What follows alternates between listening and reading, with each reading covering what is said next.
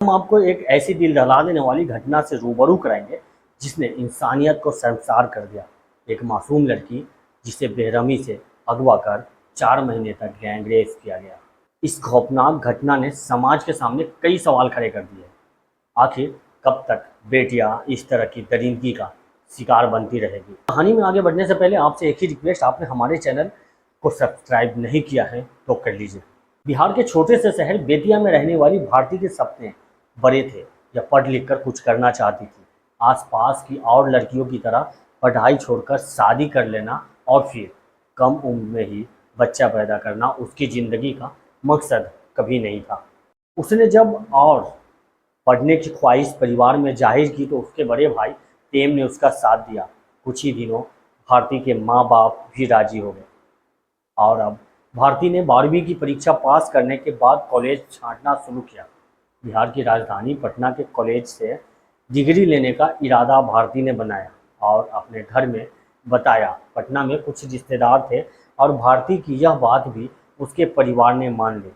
सब कुछ तय हो गया और भारती के पटना जाने का दिन आ गया। साल 2017 के अगस्त महीने में भारती ट्रेन से पटना जा रही थी। ट्रेन में उसकी मुलाकात एक लड़के से हुई जिसका नाम रमाशंकर था। रमा की बात दिलचस्प थी और वह पटना के बारे में काफ़ी जानकारी रखता था। बातों बातों में भारती को यकीन हो गया था कि रमा एक अच्छा और शरीफ लड़का है और यह भी महसूस हुआ कि रमा पटना में उसकी कई तरह से मदद भी कर सकता है। ट्रेन के सफ़र में हुई जान पहचान इतनी आगे तो बढ़ ही गई कि दोनों ने एक दूसरे को मोबाइल नंबर ले लिए और पटना में कांटेक्ट में रहने का करार कर लिया। पटना पहुंचकर भारती ने एक कॉलेज में एडमिशन के लिए फॉर्म भरने जैसे कामकाज करना शुरू किए तो उसे पता चला कि एडमिशन होने में कुछ दिनों का वक्त लगेगा।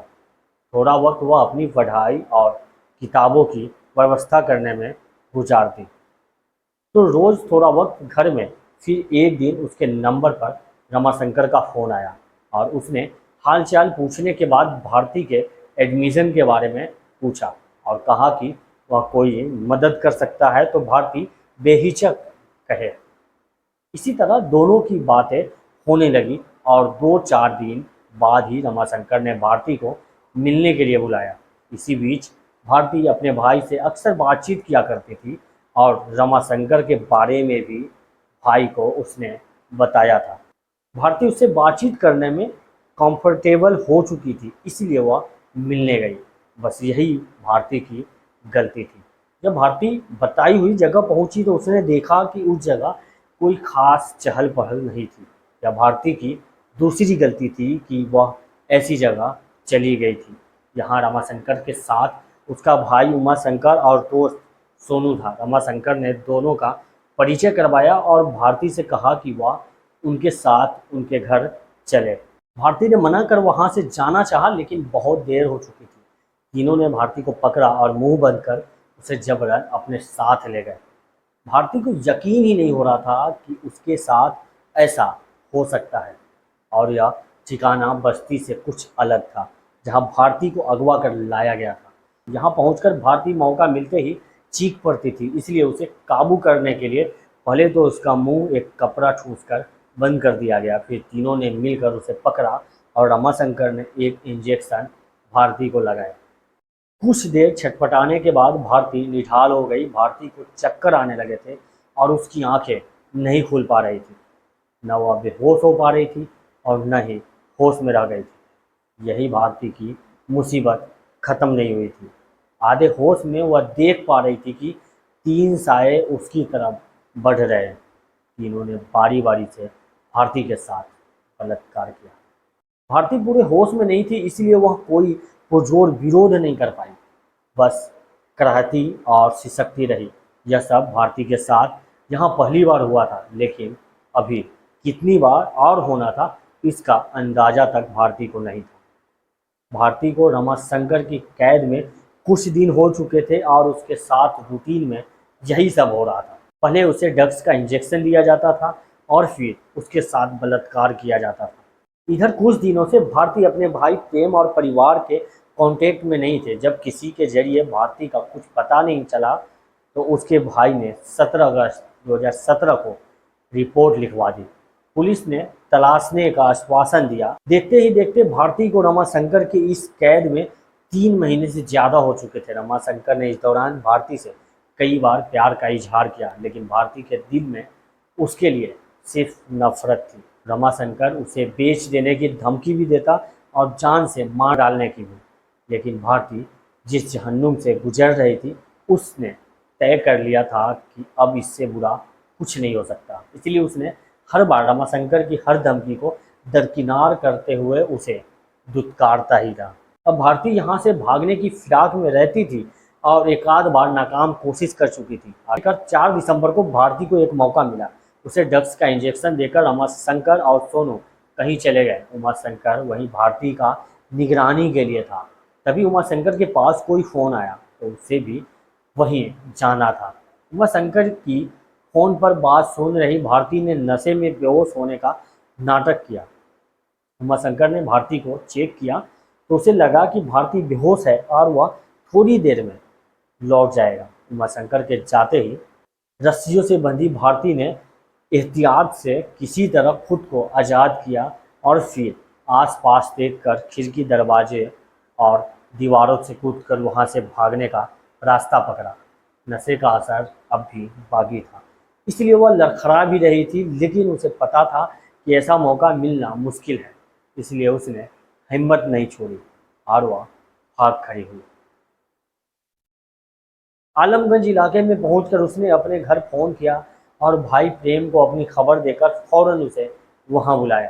प्रेम ने वहां पहुंचने से पहले पुलिस को खबर दी और भारती से पुलिस के पास जाने को कहा।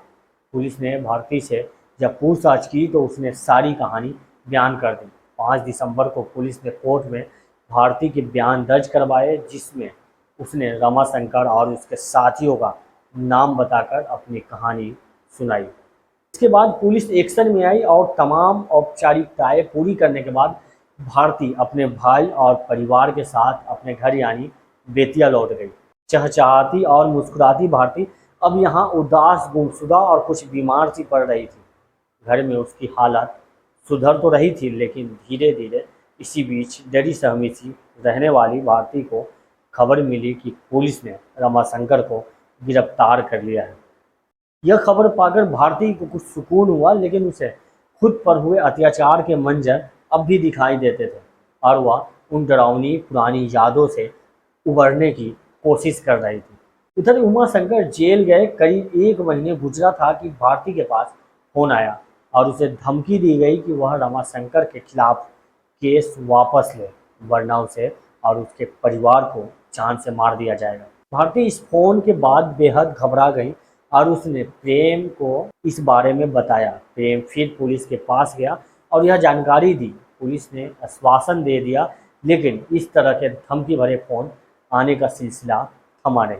सबको मार डालेंगे, तुझे भी उठवा लेंगे, तेरी जान ले लेंगे, हर बार फ़ोन पर इस तरह की धमकियां भारती और उसके परिवार को लगातार मिल रही थी और उधर पुलिस इसे गंभीरता से नहीं ले रही थी। महीनों गुजर चुके थे और धमकियां जारी थी। इधर प्रेम कई बार पुलिस के पास जाकर उन्हें यह सब बता चुका था।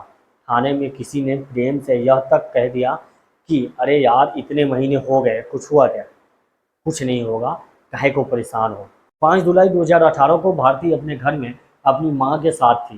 परिवार के बाकी लोग अपने अपने काम पर गए थे। तभी दिन दहाड़े बेतिया की भारती के घर पर 4-5 नकाबपोश ने हथियार लेकर धावा बोला और भारती को काबू में कर लिया। मां ने जब भारती को बचाने की कोशिश की तो उसे धक्का देकर गिरा दिया और उसे धमकी भरे शब्द बोले गए। इतने दिनों से कह रहे थे, लेकिन बात नहीं मानी। अब भूख तो अब देखना तुम्हारी लड़की के साथ क्या होता है। और सुन बुढ़िया, जैसे तेरी लड़की को ले जा रहे हैं ना, अगर बात नहीं मानी तो वैसे किसी दिन तेरे लड़के को भी ले जाएंगे। भारती की मां चीखती और गिड़गिड़ाती रही और यह नकाबपोश भारती को उठाकर एक गाड़ी में लेकर चले गए। भारती को दोबारा अगवा किए जाने के बाद भी लगातार धमकियां दी गई। तकरीबन 1 हफ्ता बीतने के बाद भारती के परिवार के पास एक फ़ोन पहुंचा, जिसमें भारती के चीखने की आवाज़ें सुनाई दी। पहले की तरह ही ड्रग्स के इंजेक्शन और बलात्कार का शिकार तो वह हो रही थी, लेकिन इस बार यह शक भी है कि कहीं उसकी हत्या न कर दी गई हो। अगवा की गई लड़की के भाई का कहना है कि उसे डर है कि उसका बहन का कत्ल न कर दिया जाए, और उसे यह भी डर है कि उसे और उसके परिवार पर कभी भी जानलेवा हमला हो सकता है। इस कहानी में प्रीता और उसके परिवार की वास्तविक पहचान जाहिर नहीं की गई है। इधर पुलिस का कहना है कि प्रीता को छुड़ाने और आरोपियों को पकड़ने के लिए कोशिश की जा रही है। यह सिर्फ एक घटना नहीं बल्कि हमारी सामाजिक व्यवस्था पर एक बड़ा सवाल है। कब तक हमारे कानून ऐसे दरिंदों को सजा दिलाने में नाकाम रहेंगे? आप क्या सोचते हैं इस मामले में क्या बदलाव होने चाहिए? अपनी राय हमें कमेंट में दें। इस वीडियो को शेयर करें ताकि और लोग इस दर्दनाक सच्चाई से वाकिफ हो सके। चैनल को सब्सक्राइब करें और वीडियो को लाइक व शेयर करना न भूलें। अगले एपिसोड में फिर मिलेंगे एक और कहानी के साथ। तब तक के लिए अपना ख्याल रखिए। थैंक यू, बाय, जय हिंद।